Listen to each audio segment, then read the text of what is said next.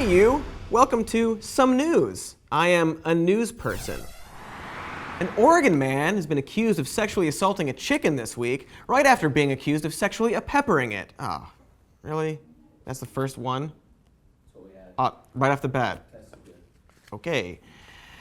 After a slew of PR oopsie goofs, like dragging a doctor off a purchased flight until his face bled from his face, and other hits like it's raining a scorpion, United Airlines has been upstaged by other airlines because airlines are bad. So let's check in with our random airline customer service nightmare headline generator. There it goes. Delta boots family from flight after father tries to use purchased seat for infant son. And that seems made up. No? Right.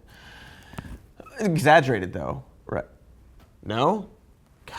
When the Delta employee says the man and his wife are going to go to jail and their kids will go into foster care, the Delta employee says in the video that it's a federal offense for a child under 2 to sit in a safety seat in an empty seat. And, according to the Delta website, for kids under the age of 2, they recommend you purchase a seat on the aircraft and use an approved child safety seat. So, okay. Next. Diabetic woman bound and forced off Atlantic Airlines plane and left on island. Okay, that sounds made up. Oh, it is. Oh, good. All right, let's do the real one.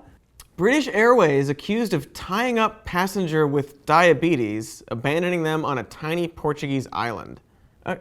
That's better? Oh, okay, yeah. So in the article, it describes how they made him defecate in his seat, and when a woman tried to defend him, they kicked her off too. But on the bright side, something, somewhere, maybe. Abolish humans. Or capitalism, I don't know. Abolish something. Speaking of abolishment, earlier this week, the President of the United States claimed that the Civil War was easily avoidable and then questioned why it even happened. Quote, "People don't ask that question. But why was there a Civil War?" Perhaps the truest thing President Trump has ever said. People don't ask that question. And now a segment we like to call, Is This a Joke? The city of Flint, Michigan has sent over 8,002 letters to residents so that they may collect $5.8 million in unpaid water bills, which could lead to those residents losing their homes for not paying the bills for their very poisoned water. Is this a joke? No, of course not, because the news is a parody of itself. I mean, it is a joke, but the sick kind.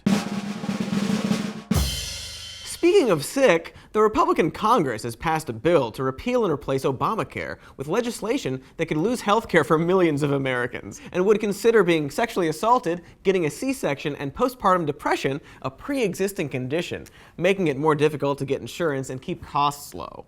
The list of pre-existing conditions seemingly targets women, especially considering it doesn't include erectile dysfunction, but it does include things like acne, heartburn, back pain, asthma, hay fever, and hives. So don't worry, it also targets all humans who experience human things. The clause in the MacArthur Amendment in the bill reads, "Nothing in this act shall be construed as permitting health insurance insurers to limit access to health coverage for individuals with pre-existing conditions." In other words, we're not saying you can.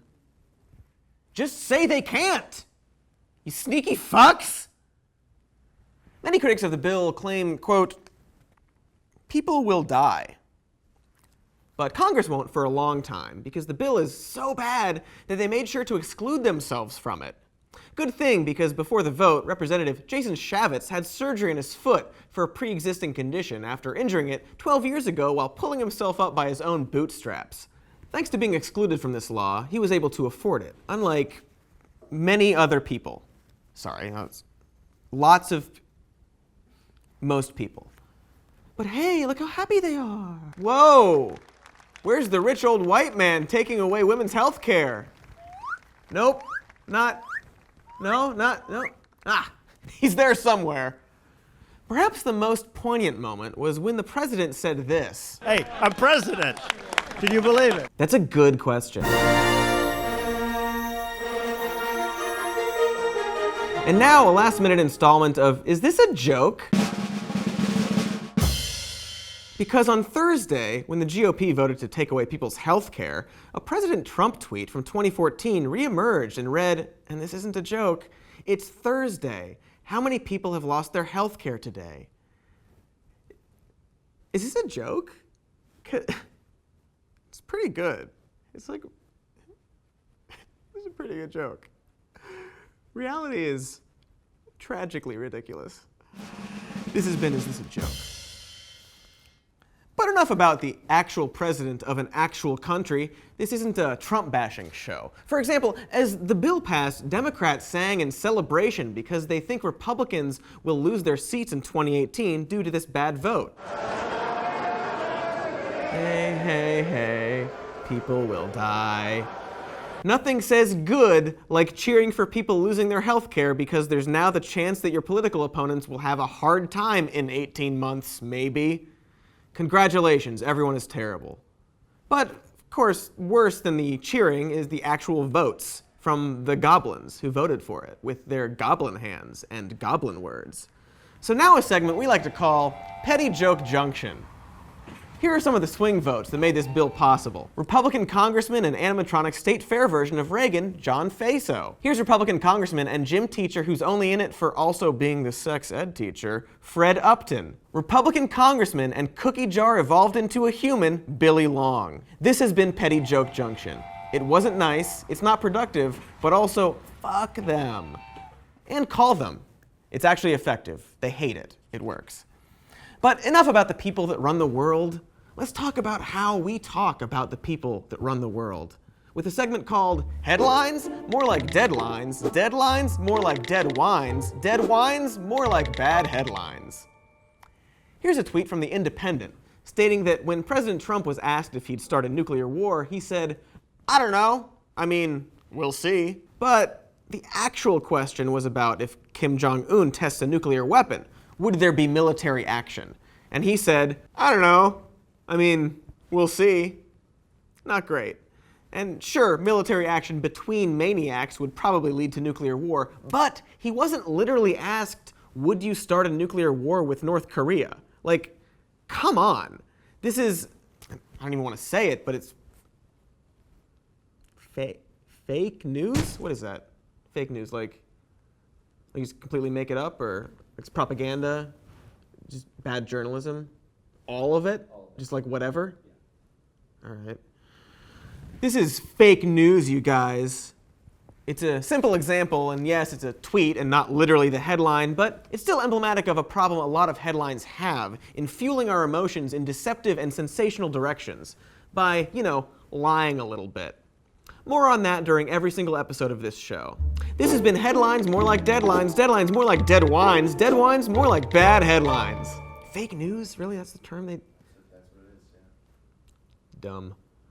In Silicon Valley, Facebook has recently had to apologize when it was discovered that they had done extensive research into the moods of teenagers, trying to discover when they're the most emotionally vulnerable. Facebook denied using the data for targeting advertisements to teenagers, saying the research had only been used to help firms, advertising firms, understand how people use the social network. They just want to understand, okay? They're not using the data. They just want to understand. So they did a study, just to see. They just wanted to see, not to use it, just to see. So they found out with extensive research, so they could see. And they're not going to use it to advertise. They're going to be advertising firms, and they're just going to see it and understand it from their extensive research. And I have convinced myself. But perhaps worse, this week Mark Zuckerberg had a surprise meal with Democrats who voted for Donald Trump in 2016, because Mark Zuckerberg is definitely running for president, no matter how many times he says he isn't, and just please fucking don't, man.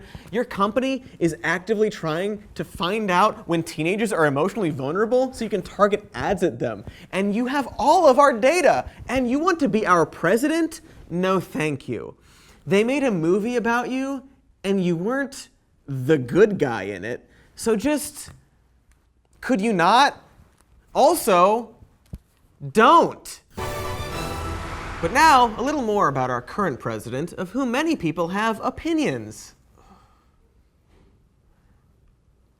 No more for today.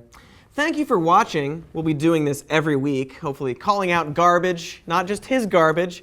And we're going to try to be as fair and balanced as we can while still being libtardian cucks at the height of snowflakery. And maybe, just maybe, we'll join the conversation. This has been Some News. Thank you. I've been White Man in Suit with Jokes.